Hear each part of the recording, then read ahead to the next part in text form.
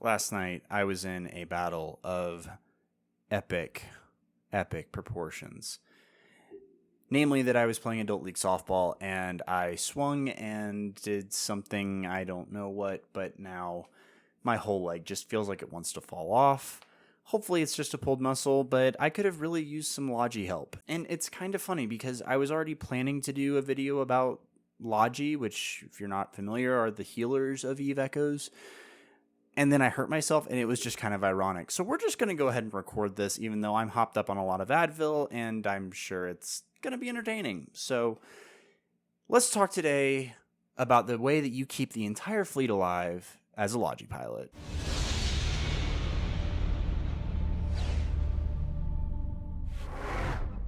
What's up, everybody? Welcome back to Killmark Collectors. Today we are talking Logi, which in many ways is the most important ship in Eve Echoes if you're talking about a large fleet engagement. Now, Logi are not always the most fun or glamorous ships. I should say most glamorous. They're not always the most glamorous because they don't get on kill mills and they don't get a lot of the love that some of these big, heavy DPS type of ships get. But what they do is help keep the Guardians and the big battleships that do have a lot of that high DPS on the field for longer and keep those other pilots out of pods. So today what I want to do is I want to talk about kind of two big areas that you can use to improve your Logi game. The first is going to be the overviews and the settings that you're going to want, and then the second is going to be some on-grid maneuvers and tactics so that you can actually, make the most out of your Logi experience. Probably the most important thing about flying Logi is being able to actually find the targets that are getting hit and being able to quickly lock them up to heal them. I have created my own filter with the recent updates that is a Logi specific filter. And what you can see here is that I've got a couple of different options into the overview settings. For me, I like to break these up so that I have travel up top. That's going to be any of the gates and stations that we may be warping to, and then that followed by the big ships. So my fleet battleships and my other fleet battleships. Basically, if I have my 50-man fleet, we have 4 of those up. I'm going to have a separate tab for the ones that are in my fleet and then the ones that are not in my fleet. Big reason for that is that when we look at the fleet commands, anybody in my fleet can request a repair, and so they will automatically be kind of at the top. So it just kind of helps to filter some of those out, but at the same time I want to be able to still see if there are people in my fleet that I need to anchor up on or anything like that. As I mentioned earlier, the latest update that allowed us to have more control over the overviews has really been helpful for a Logi pilot. If we go in here to the overview, you'll see that I've got my battleship set up here, and if I click on the little tab filter icon, you can see that I can select from any of the standings or anything like that.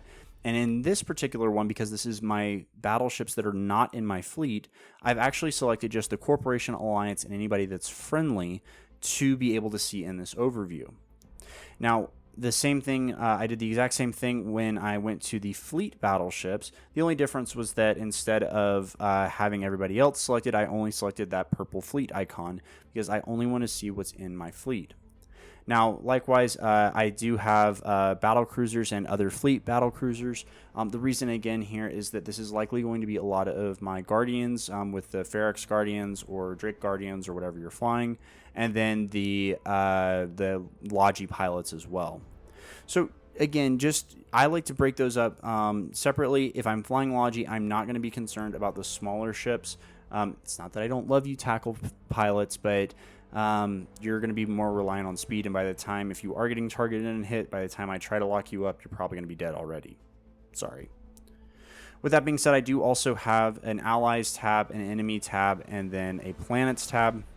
The Planets tab is really important because if you don't have this and you have to starburst or you have to get through a gate camp or you have to bail of any kind, it can be really hard to actually find the planets that you're warping to, or the sun or whatever it is, if you're trying to manually scroll in, in space or anything like that. So just have a couple of those other items. I like to have the enemy tab just because I do also like to be able to see how many enemy are on grid from a content creation standpoint, I just find that it's helpful and you may want to still use it. Now you may end up having some other filters in here. This is just what I use. It's worked for me, and you'll see in just the gameplay footage in just a minute here, kind of how that works out. But that's kind of the general overview. Now the other thing that I want you to make sure that you do is that you go into your filter settings, and when you are looking at the command filters, you want to make sure that you have from fleet selected, and then you also want to make sure that you undo the attack command.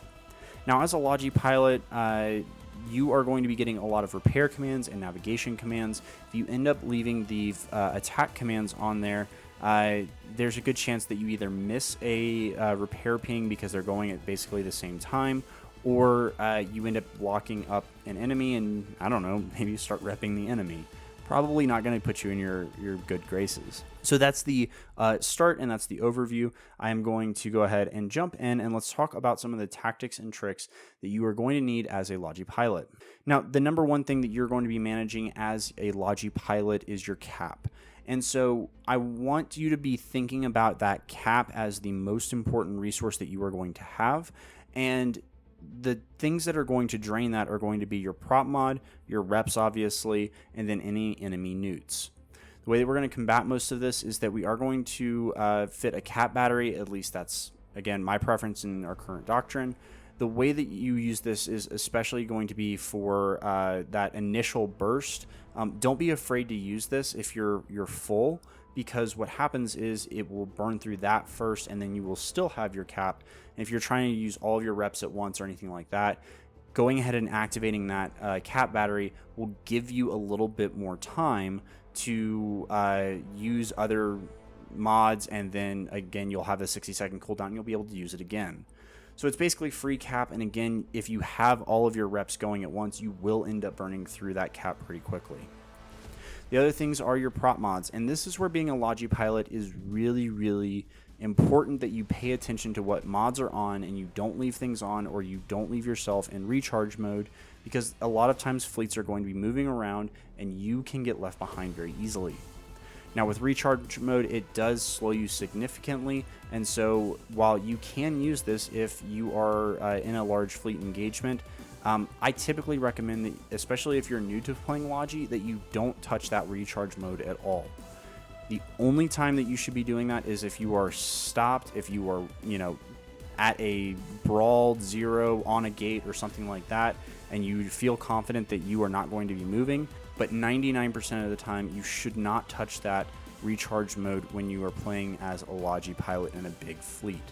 If you're ratting or doing something else, completely different story. But most of the time, if you are in the middle of a big battle, if there's lag, or if anything happens where your mods are suddenly unresponsive and you're stuck in recharge mode and your fleet starts moving, you will end up dead very quickly. Don't really want to have that happen, because Logi saves the fleet. The other things to be thinking about are to make sure that you understand which of your reps are your large reps and which ones are your medium reps.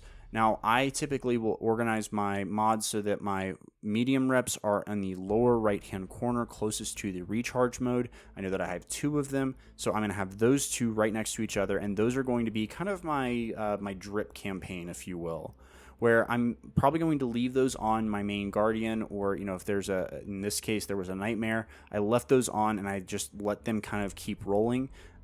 It's a little bit of shield rep. They're pretty quick to cycle, but they're not going to be a super massive drain on my cap.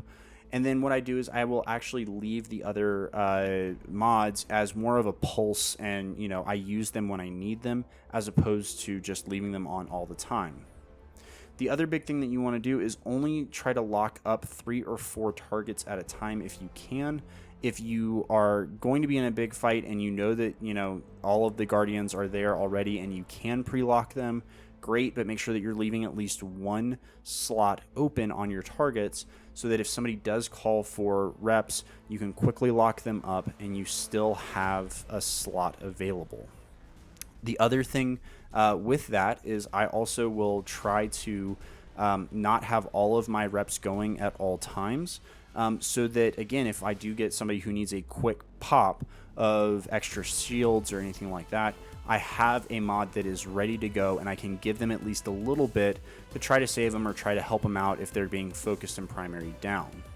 Now, again, this is going to be very situationally dependent, and so if you are in a massive fight and your guardians are just getting pounded, do not be afraid to put all of your reps on there. I'm not saying to save anything here in reserve. I want you to be focusing and keeping those targets up.